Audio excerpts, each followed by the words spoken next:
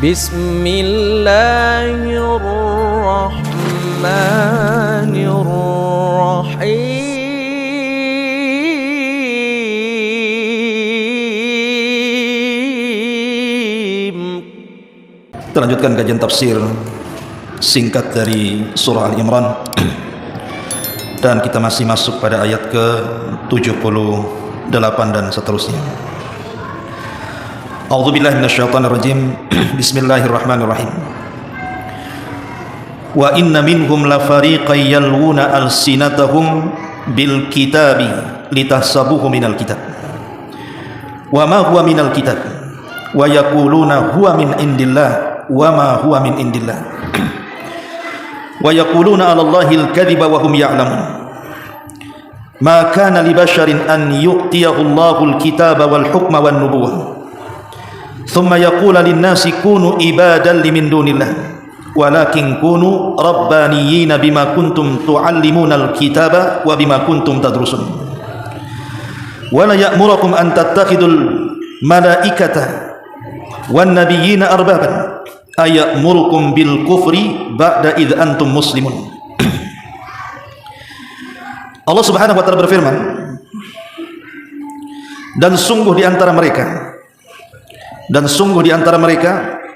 maksudnya ahli kitab ada sekelompok yang memutarbalikan lidah-lidah mereka ketika membaca Alkitab agar kamu menyangka yang mereka baca itu sebagian dari Alkitab padahal itu bukan dari Alkitab.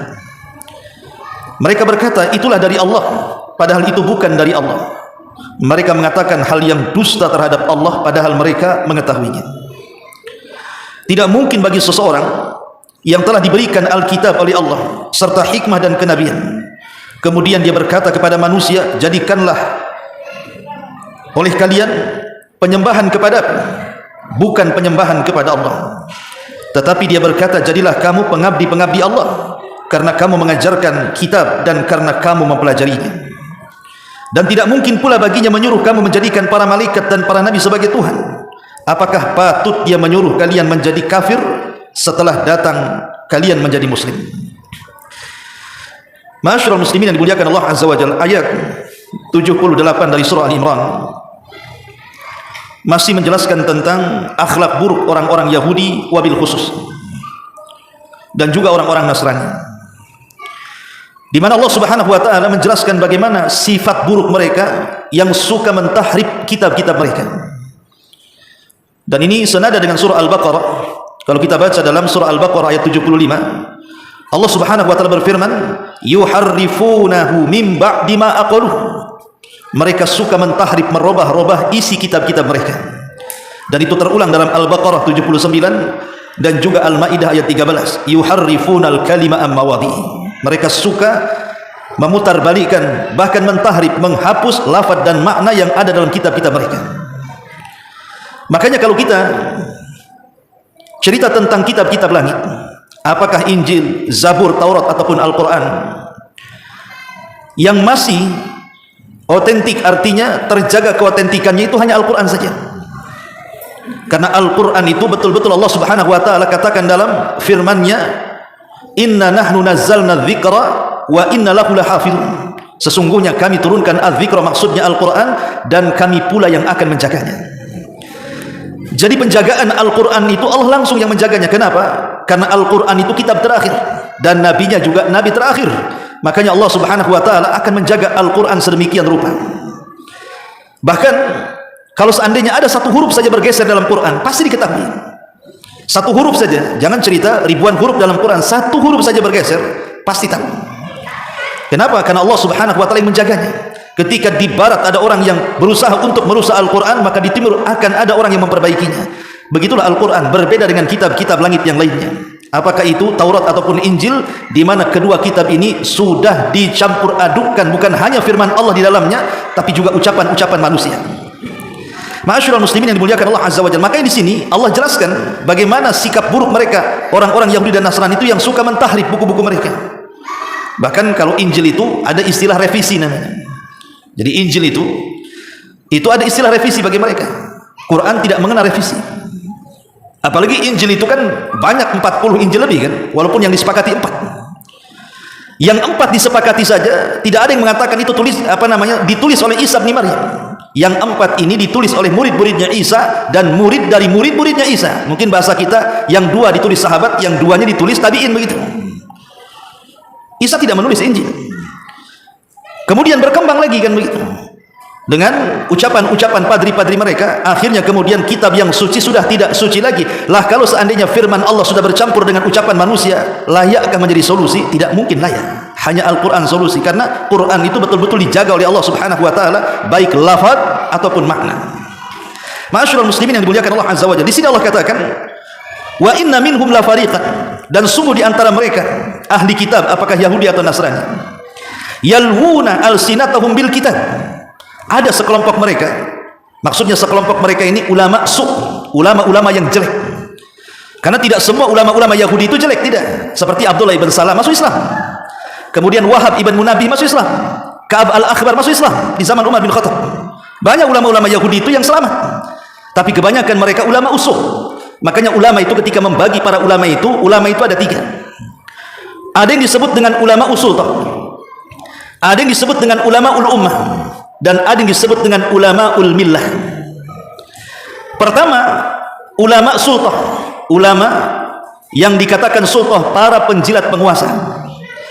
Apapun yang dikatakan penguasa, maka dia siap untuk membackup, mencarikan dalil-dalil untuk menguatkan penguasa, mau batil mau hak disampaikan sama dia. Dan ini ulama-ulama yang bahaya, ikhwan. Mereka berbicara sesuai dengan keinginan penguasa. Dan kalau datang pemilu, banyak nih ulama-ulama yang kayak gini, ya kan? Terutama kalau mendukung salah satu paslon, semua dikeluarkan. Dulu zaman Orde Baru saya masih ingat, ada seorang dai, karena tidak suka dengan partai tertentu, dia menukilkan satu dalil surah Al-Baqarah. Apa katanya? Allah berfirman, wala taqrabu hadhihi syajarah, katanya. Karena ada partai itu berlambang pohon.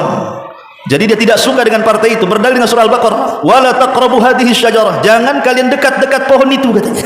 Jangan milih partai itu. Subhanallah. Mana tafsirnya? Kemana pula maksudnya? Ini kan bahaya kalau seperti ini. Jadi ada ulama mereka adalah para penjilat penguasa. Apapun yang dikehendaki penguasa, tolong carikan dalilnya. Dalilnya mau benar mau salah, carikan sama dia.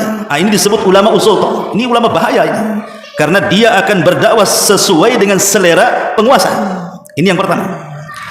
Dan ini termasuk ulama usul. Kemudian yang kedua, ada namanya ulama ul ummah. Ini juga bahaya. Dia berceramah itu sesuai dengan kemauan umat saja.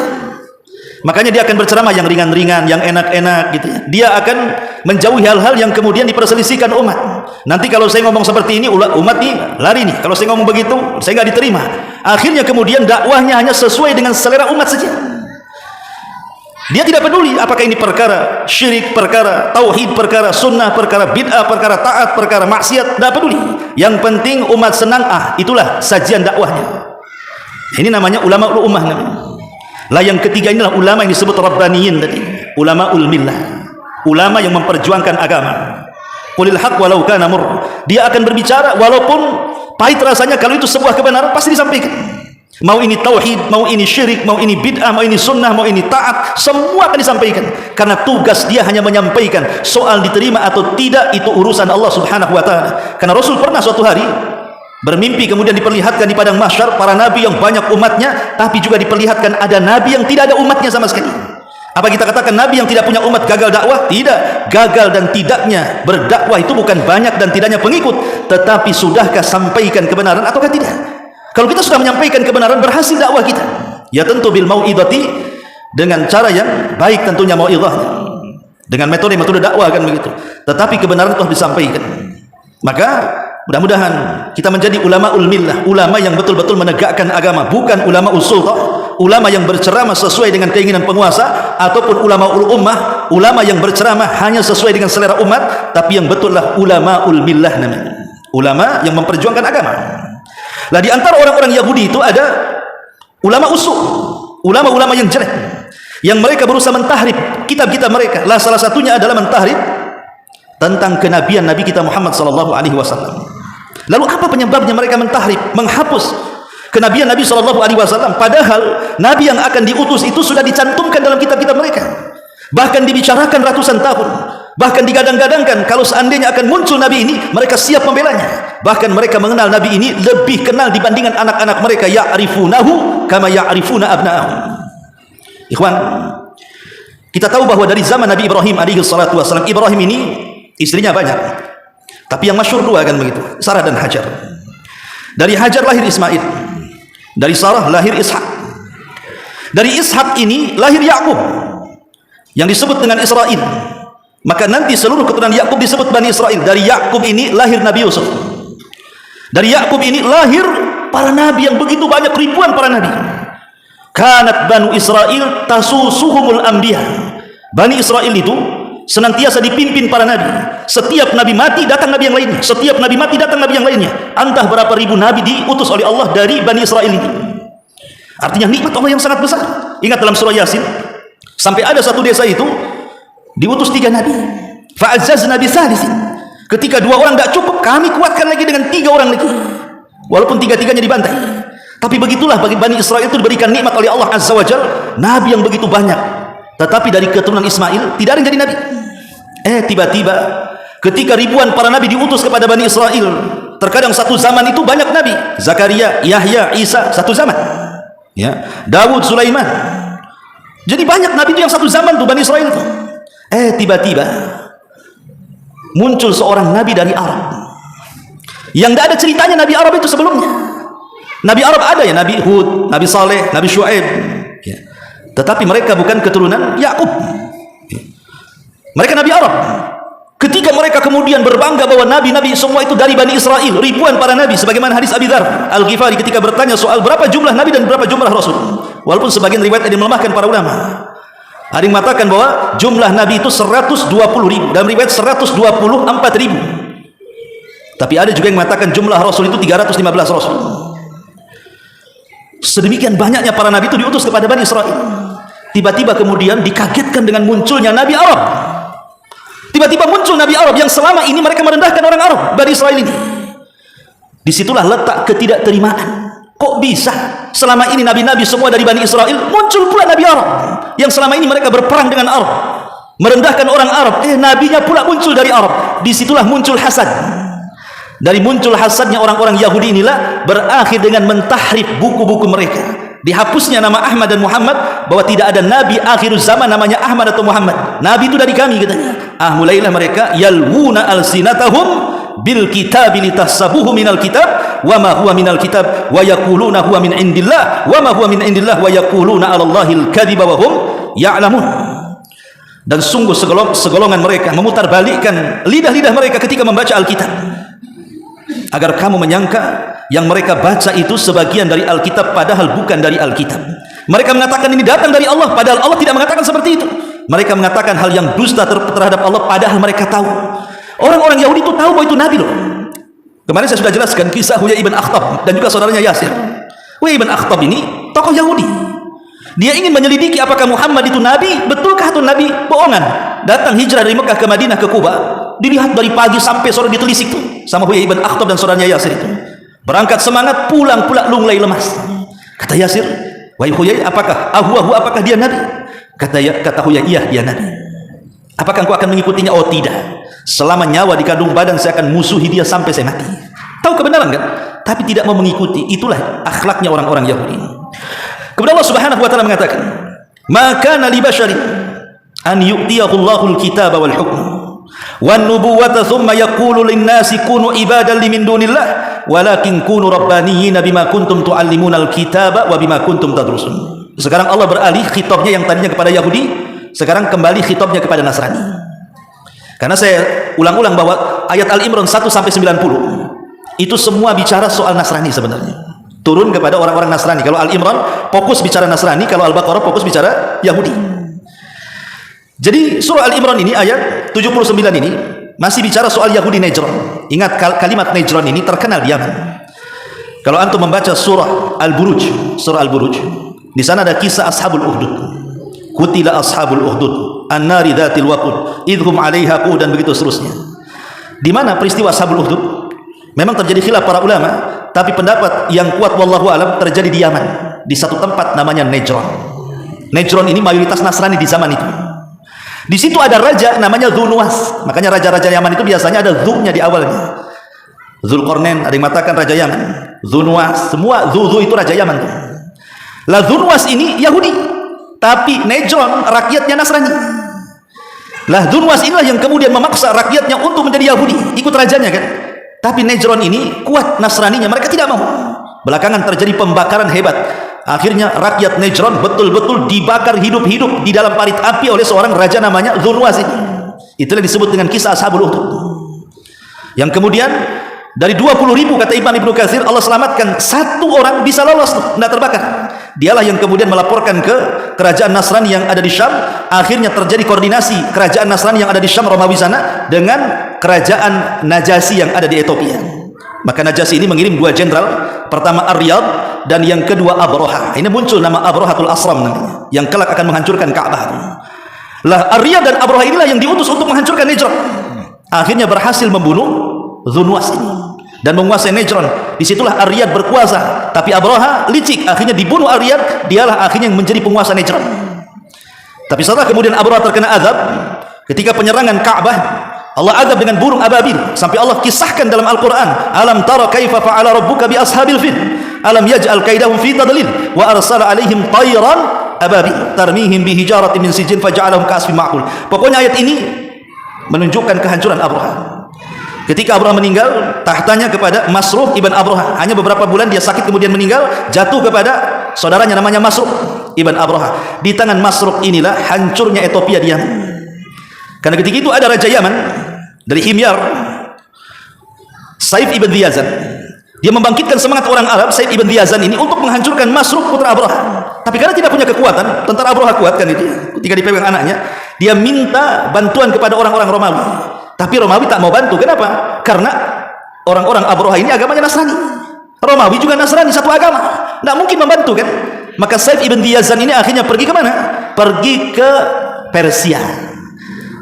Lah orang-orang Persia inilah yang kemudian mendukung pemberontakan Saif ibn Diyazan dan berhasil menumbangkan orang-orang Habasyah, orang-orang Ethiopia, dan berhasil membunuh Masruh putra Abraha, terusir mereka ke negaranya. Sejak itulah Yaman dikuasai Persia.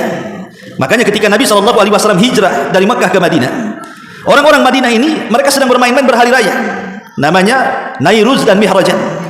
Dua-duanya hari raya ini dari Persia, Nairuz dan Mihrajan ini. Lah kenapa kemudian orang-orang Madinah mereka merayakan perayaan Nairuz dan Mihrajan? Yang kedua perayaan itu berasal dari Persia, karena orang-orang Ansar itu dari Khazraj dan Aus, dan Khazraj dan Aus itu dari Yaman. Makanya kemudian terpengaruh dengan Persia.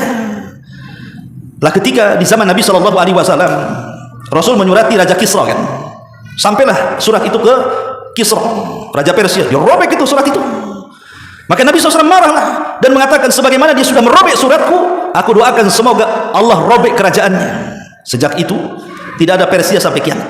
Lain dengan Romawi masih ada sampai sekarang, karena tidak merobek surat Nabi. Kapan runtuhnya Persia ini? Jadi ketika kemudian Kisra ini menerima surat dari Nabi, marahlah dia. Gimana tidak marah? Persia ini menguasai separuh dunia, petaknya itu.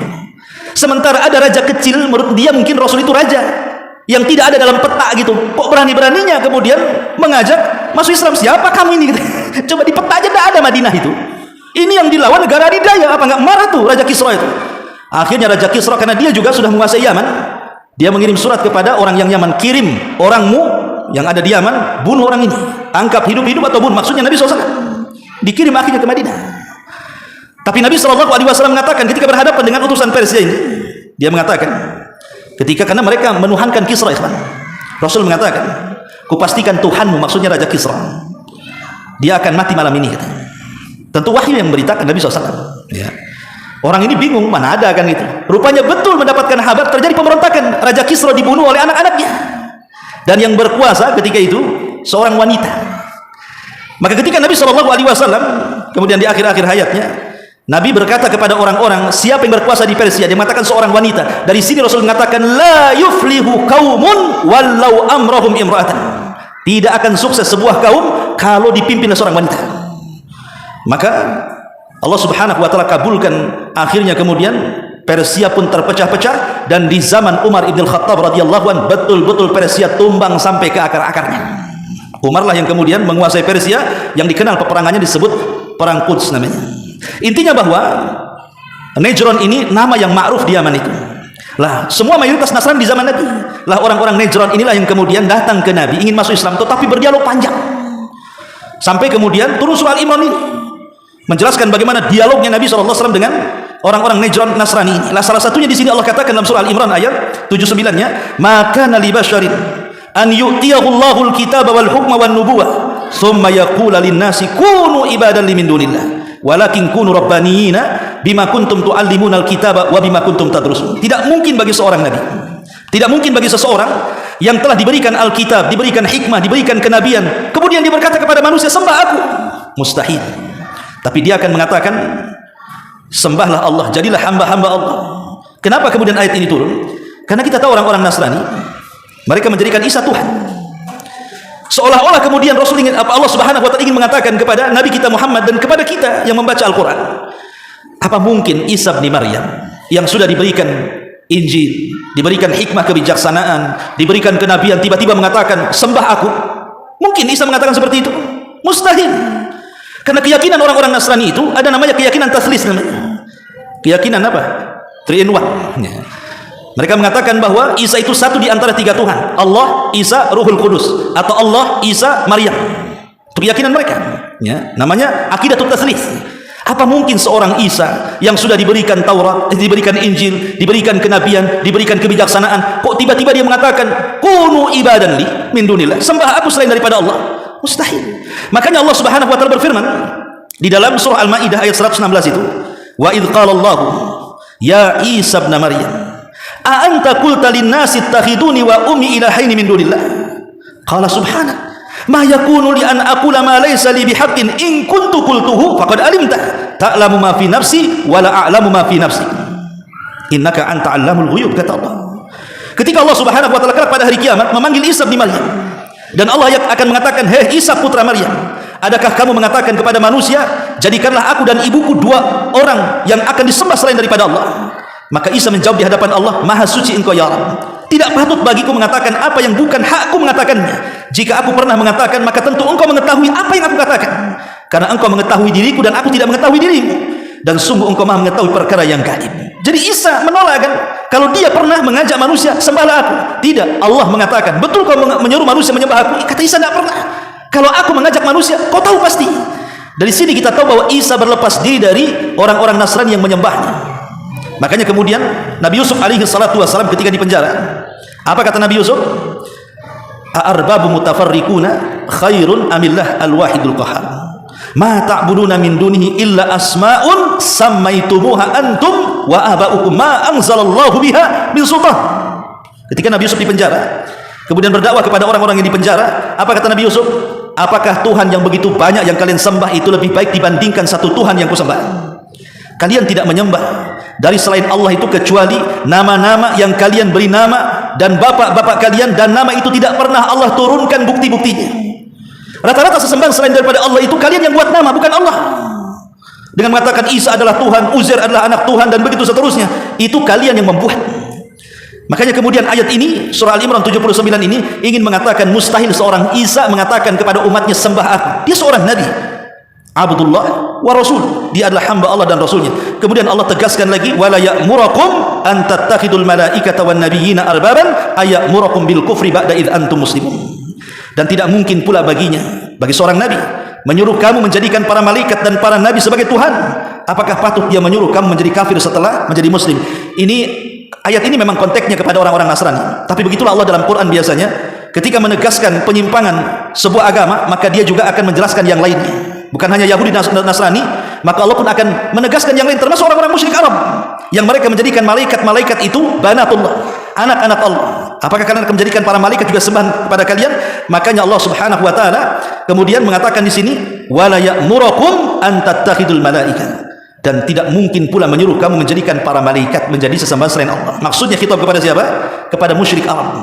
Makanya lihat tuhan-tuhan, patung-patung orang-orang musyrik Arab itu semua menggunakan muannas, perempuan.